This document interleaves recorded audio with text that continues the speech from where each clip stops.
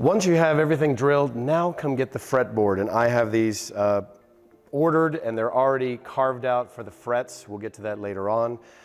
But here's how you kind of do this. You can see how wide these are here and they get narrower here. This goes over the sound hole.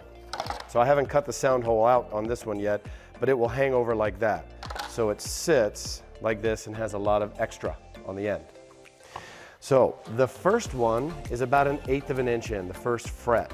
We need to cut off everything beyond that fret, outside of this first line. Now, don't overcut as best you can. A hair is okay, but try to get it as close to that line as possible so it's totally flat, no ledges. And we do that on the chop saw.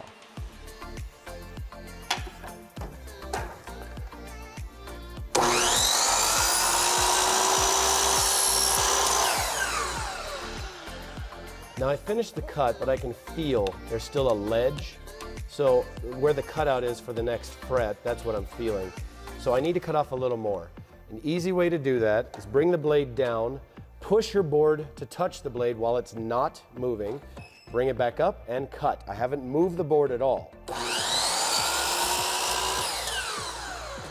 Now I feel right on, nice and flat, and that's what I'm looking for. Now that we've got the end cut off, we need to take this board and line up the frets. So all the lines line up with what's engraved there on the board, and we're going to trace it. Now, it is very difficult to see dark pencil lines on this very dark wood. This is Indian rosewood. And so what you can do is take a long piece of tape, and especially since we're filming it, it makes it harder to see on camera. So I'm just going to grab 2 pieces of tape and lay it down the sides and put it on there. So I can still see the frets. It makes it a little bit tricky. But the biggest one is there's a hole here, that 12th fret. So I can line it up in the middle.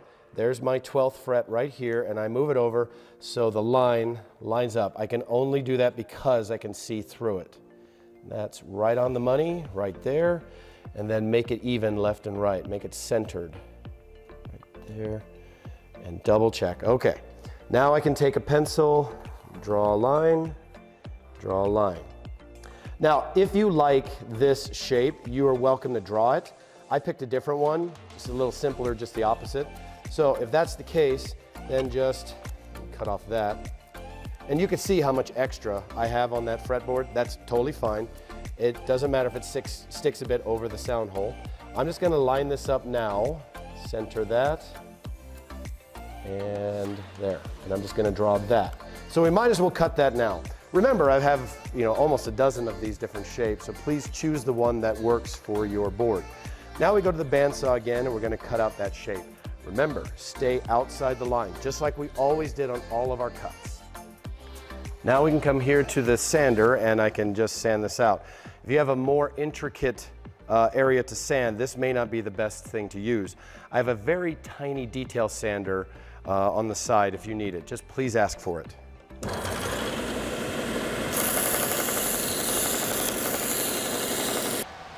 Once you have the fretboard cut, let's get all that tape off of there. And then we're going to put the actual fret wire in. Now I've got coils of this. You can see how big that is. It's almost 1.5 feet in diameter. It's in a box, just ask me. We're going to cut off about 34 inches or so. I'd rather be a little more than a little less, but 34 should be enough to get all the way through every single fret on here. So there are certain ways you can do it. We can just stick it on one of the frets, snip it, and then pound it in with a hammer. But personally, I like to, as one piece, hold it in place. We'll whack it in with a hammer and then snip it off. Now that's totally up to you, whatever works for you. But make sure that the end of the wire sticks out just a little, is just a little bit proud, a little beyond the edge, because we're going to sand that off. It sands very well. So this wire is shaped like a T that has a rounded top. So this nice rounded top, make sure that's up, of course, and then the base of the T is kind of a sharper edge that digs down into the edges, these lasered areas. So I simply put it here on the edge, and I can kind of feel the bottom of the T go into the fret it sticks out just a hair. I simply take a piece of hardwood. This is oak. It's just a piece of wood that I found in a barrel. Okay, so that's in. Notice that I'm not doing it on a soft pad because I have to hit it pretty hard. I need a hard surface. And this is such a hard wood, I'm not worried if it's gonna scratch at all. It should be just fine. Now take your snips, put it around the edge, snip it off, and then move on to the next one. You're gonna do every single one the exact same way.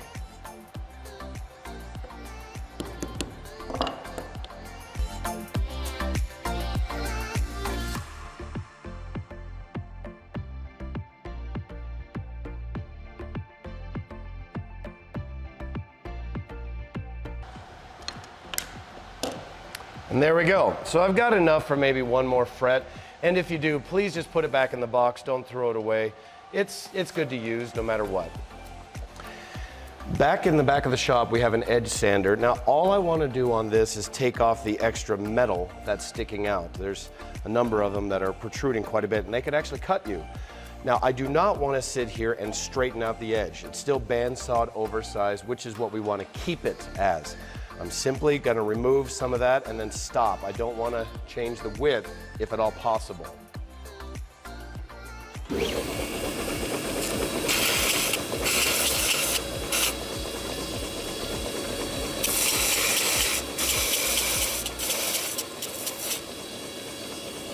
There. And now we're going to glue these two together. Now remember, we haven't sanded the sides here, nor have we sanded the sides of the fretboard. After it's glued together, we'll sand them both, so it's a nice, straight, flat edge on both edges. So here's what we have to do. Remember when we cut this to length, we lined it up with the 12th fret? We're gonna do that exact same thing when we glue it on.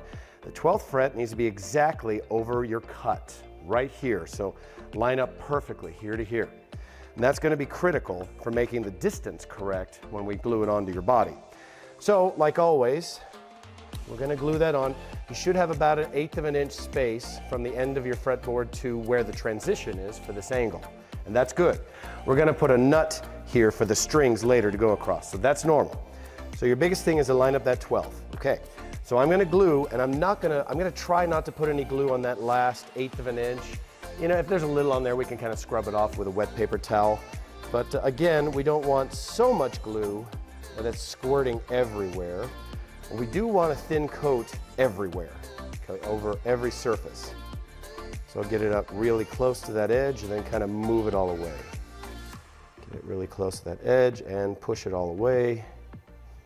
And it will probably help to have a wet paper towel handy just in case it makes a bit of a mess with squeeze out. So wipe some of that away. All right, that's pretty good. So some of it's gonna squeeze out, and I know that. So I will get a wet paper towel here in a second. Take your fretboard. Okay, line that up.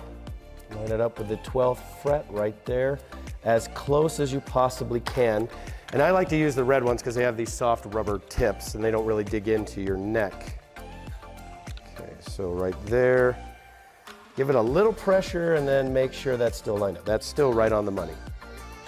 Right there, and I'm lining it up with my fingers as I'm holding it right here. Okay. And we move down to the very end, so it's got to be a little wider, and then I'm going to slide it a touch so it's centered. Sometimes when you close these, it tends to move what you're gluing, and that's normal. Just undo it, get it in the right place, right there, nice and tight. We don't need to over tighten. We don't want to super tight. We just need enough pressure that glue is squeezing out. All right, a little bit there. As you can see, we have glue squeeze out there and more on that side. That's okay. I'm simply going to go get a paper towel and I'll try to wipe that out while it's wet. All right, so here we go. And when I say wet, I mean wet. So if I squeeze this really hard, I'd get a few drips. It's not dripping wet, but it is wet everywhere. And just kind of scrub that out. I'm not too worried about it really because we still have to sand that. This will just save me a little bit of sanding time later on because everywhere I touch with my wet hands raises the grain on where I've already sanded, so I've got to sand it again anyway. So yeah, water and a finely sanded project do not get along unless you're doing it for a finer sanding job later. You can wet it and get a finer sand by wet sanding, that's okay. There we go. Just took off the worst of it, so when it dries, it'll be a lot easier. Make sure to take a look right here. There's a little bit of glue right there. I want to get rid of that while it's wet. It's a lot easier now than later. If you can't quite get it all, a sharp pencil or even the scratch-all, something with a fairly sharp tip, just kind of gets in there. Helps to get all that out of there. There we go. That's a little better. If there are any big globs left, we can use a chisel later on. Just got to be very careful. We'll let that sit and dry overnight.